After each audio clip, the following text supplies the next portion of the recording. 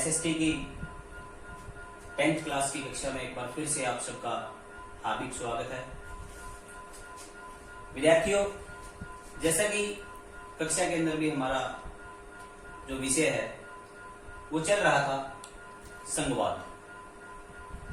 आज फिर हम उसी विषय पर एक बार फिर से डिस्कस करेंगे कि संघवाद क्या है, संघवाद की क्या विशेषताएं हैं, संघवाद होता क्या है, संघ का अर्थ क्या होता है, इन सब बातों के ऊपर और संघवाद जो है उसकी विशेषताएं क्या क्या हैं, इन सभी विषयों पर आज हम डिस्कस करेंगे।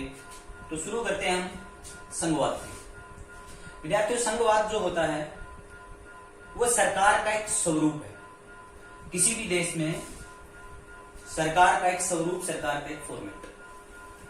अगर मैं बात करूं वैश्विक स्तर पर, तो सरकार का जो फॉर्मेट होता है वो दो प्रकार का होता है।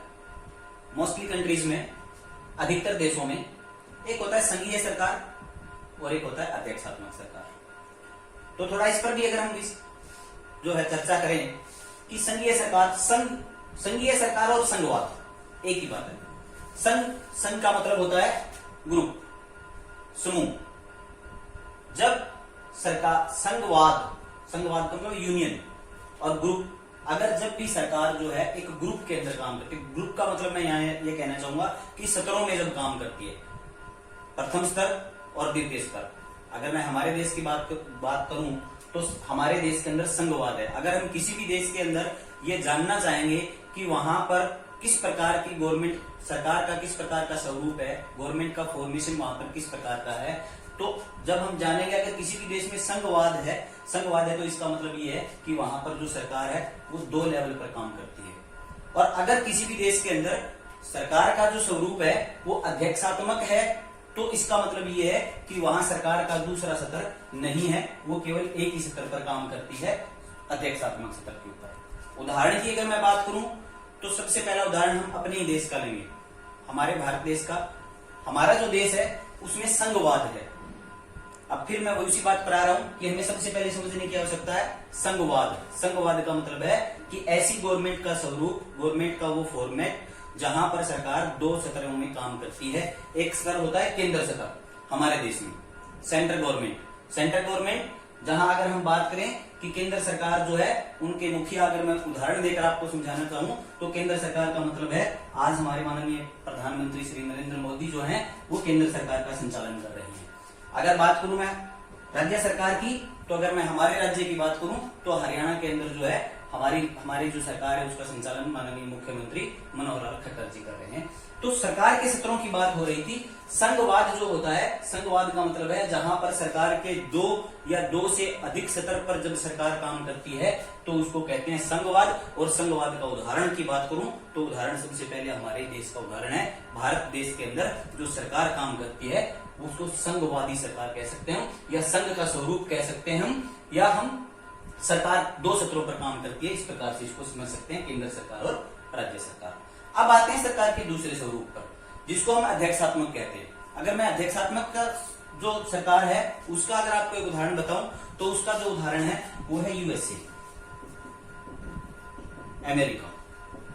अमेरिका के अंदर क्या होता है, अमेरिका के अंदर जो है सरकार राज्य स्तर पर और केंद्र स्तर पर इस प्रकार दो स्तरों पर काम नहीं करती। उसके अंदर प्रेसिडेंशियल गवर्नमेंट होती है, वहां सिर्फ राष्ट्रपति ही जो है मुखिया होता है सरकार का, और राष्ट्रपति जो है ब्यूरोक्रेसी के साथ, अधिकारियों के साथ मिलकर के शासन करता है। इस प्रकार की जो सरकार होती है जहां पर सरकार का मुखिया एक ही होता है और एक ही स्तर पर सरकार काम करती है, उसे हम अध्यक्षात्मक शासन कहते हैं, जैसा कि उदाहरण मैंने बताया आपको अमेरिका का। अब बात करते हैं कि जब सरकार दो स्तर पर काम करती है तो वो किस प्रकार करती है। देखिए, आप सबको पता है कि हमारा जो देश है उसमें संविधान के अनुसार सरकार चलती है। संविधान जो है एक दस्तावेज जिसके अंदर हमारे सभी पूरे देश को शासित करने के लिए, शासन चलाने के लिए सभी नियम व कानून जिसमें लिखे गए हैं।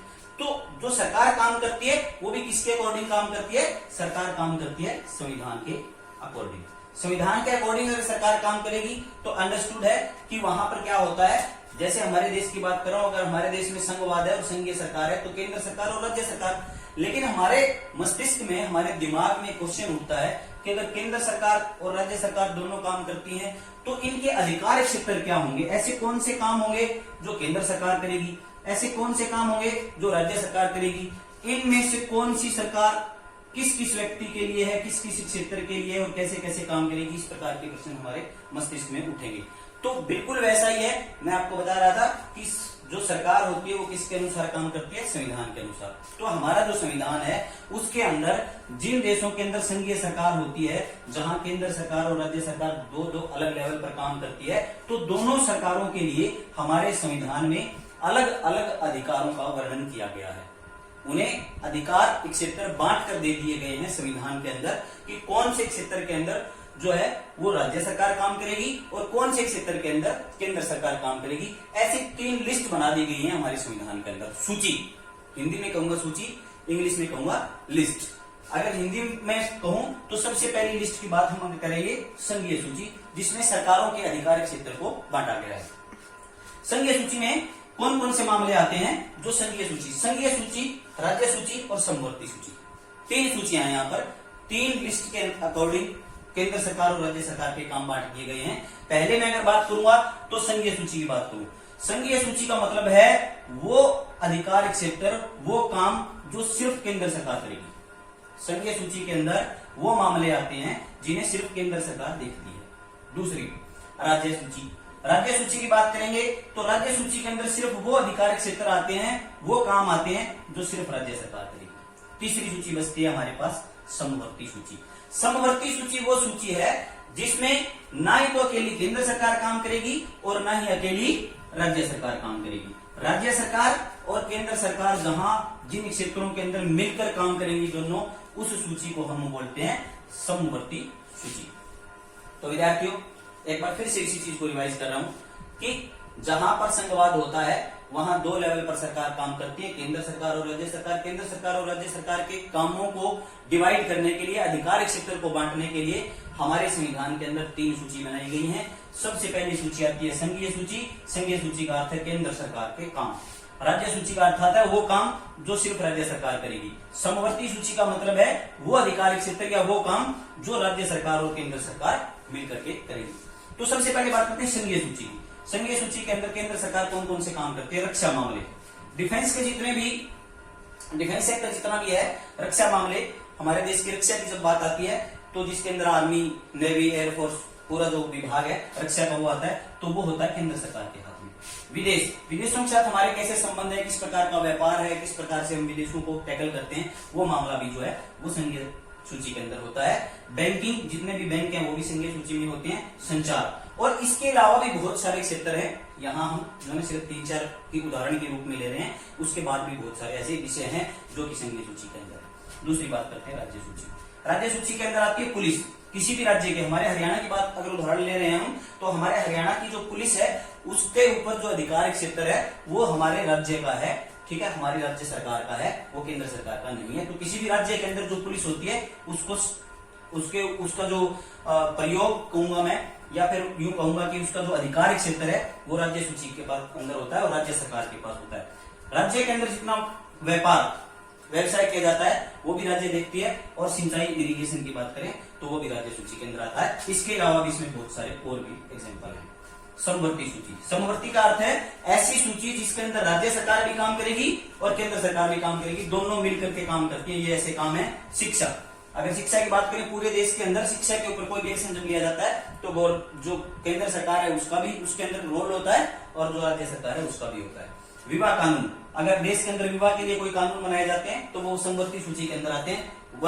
वनों का क्षेत्र जो है वो पूरे देश के अंदर केंद्र सरकार और राज्य सरकार मिलकर करती है वनों के क्षेत्र में काम। मजदूर संघ के लिए भी जो है वो समवर्ती सूची के अंदर डाला गया है, मजदूर संघ को भी। इसके भी और बहुत सारे उदाहरण हैं।